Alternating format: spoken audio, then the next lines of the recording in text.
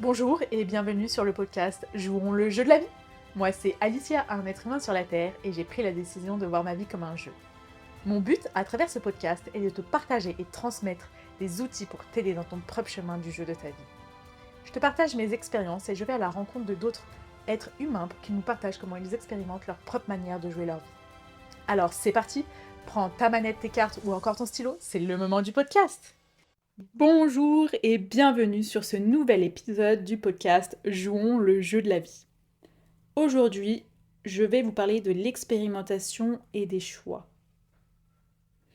Des jeux, il en existe plusieurs types différents, que ce soit vidéo, société, solo, ludique ou encore stratégique. Chacun peut aimer plusieurs ou un type de jeu et ne pas aimer les autres, c'est tout à fait normal car nous sommes uniques, nous avons notre propre goût. Pour savoir quel type de jeu on aime ou pas, il suffit de tester, d'expérimenter une ou plusieurs fois avec des amis, des gens qu'on ne connaît pas, solo, tout dépend. Sans expérimenter, nous ne pouvons pas dire moi j'aime ce jeu alors qu'on ne l'a pas essayé. Enfin, c'est comme tout dans la vie. Tu peux pas dire j'aime pas les brocolis tant que t'as pas goûté les brocolis par exemple. Dans la vie, c'est exactement pareil. Sans test, nous ne pouvons pas savoir ce que nous aimons ou pas.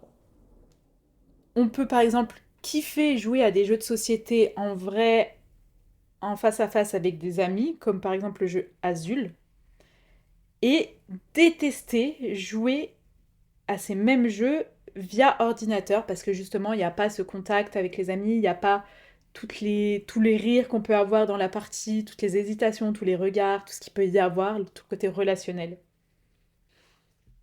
Moi, en tout cas, c'est ce que j'ai fait.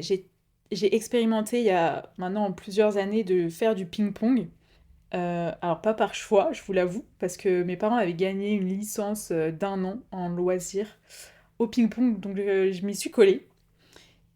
Donc c'était pas le sport que je kiffais le plus, hein, taper dans une balle avec une raquette, pas trop mon truc de base. Mais bon, j'y suis allée, j'ai testé, et en fait, avec le recul que j'ai aujourd'hui, c'est l'un des sports que j'ai fait qui m'a le plus appris, si ce n'est celui qui m'a le plus appris. Bien que, avec le recul toujours et avec le temps de l'expérience, c'est un sport que je kiffe pas trop non plus. Je me débrouille bien. Faut dire que avant de commencer, j'étais hyper nulle. Et en fait, ce sport-là, le ping-pong, ça m'a permis d'apprendre la patience, d'apprendre de nouvelles règles, parce qu'en fait, je me rendais compte que je ne connaissais pas les règles du tout, de me dépasser petit à petit, et de voir que justement, j'avais progressé entre le début de l'année et la fin de l'année, et ça, je l'ai vu à travers le regard des autres enfants qui faisaient le ping-pong aussi, où et bah, au début, je me faisais laminer, et après, bah, ça allait, je me débrouillais bien, j'arrivais à faire des bons scores, à me challenger. Après, vous allez me dire, mais pourquoi expérimenter en fait aussi bien, moi je reste pépère, tranquille chez moi et je regarde Netflix, tu vois. Et bah, j'ai envie de te dire, expérimenter, c'est cool. Ça peut être hyper challengeant, mais c'est cool parce que ça te permet justement de tester, de voir si tu aimes une chose ou si tu n'aimes pas, et d'aller tester d'autres choses justement pour te rapprocher et voir ce que tu kiffes vraiment. Et après, implémenter ta vie avec ces activités qui te font kiffer, tu vois. Par exemple, moi, le ping-pong, bah, j'en ai fait un an, j'ai appris plein de choses, mais aujourd'hui, enfin, je me verrais pas reprendre un an de ping-pong. Je l'y joue de temps en temps avec ma famille ou avec des potes. C'est vraiment très rare, hein, quand il faut, mais voilà. Aujourd'hui, moi, je préfère dédier ma vie à lire, à faire des puzzles. Tu vas me dire, ouais, c'est cool d'expérimenter, mais moi, j'ai peur. Le challenge, ça me fait trop peur.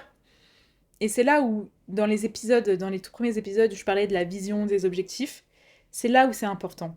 Parce que justement, le fait d'aller expérimenter, si on a une vision claire, si on a des objectifs, et qu'on sait ce qu'on veut, et pourquoi on le veut, ça sera plus facile. Et le but, c'est pas non plus de se dire, je vais aller faire ça, je vais aller gravir l'Everest alors que j'ai pas de physique, j'ai rien. Juste te dire, bah allez, je vais aller tester, je vais faire un petit pas pour tester, et puis on verra bien. On verra ce que ça donne, on verra si j'aime. Si j'aime, bah c'est cool, je vais pouvoir continuer, je vais pouvoir peut-être ajouter encore plus de challenge. Et si en faisant ce premier petit pas, tu n'aimes pas, et bah tu te dis ok, j'arrête là et je vais tester autre chose. Quitte à retester quelques années plus tard, quelques mois plus tard, pour voir si vraiment tu ne kiffes pas ou avec le temps, si ça n'a pas changé. Et justement, le fait d'aller expérimenter, ça va te permettre de choisir davantage ce que tu veux dans ta vie. Toi, quelle est la prochaine chose que tu vas aller tester, expérimenter, ne serait-ce qu'un petit peu, et voir si tu kiffes ou pas et si tu veux de ça dans ta vie? J'espère que cet épisode te sera utile. Tu peux le partager ou en parler autour de toi si tu penses que ça peut aider d'autres personnes. Si le podcast t'a plu, tu peux me laisser 5 étoiles. Tu peux me retrouver sur Instagram à Alicia-Fiard ou sur LinkedIn à Alicia Fiard. Je vous souhaite une très belle journée ou une très belle soirée et à très vite.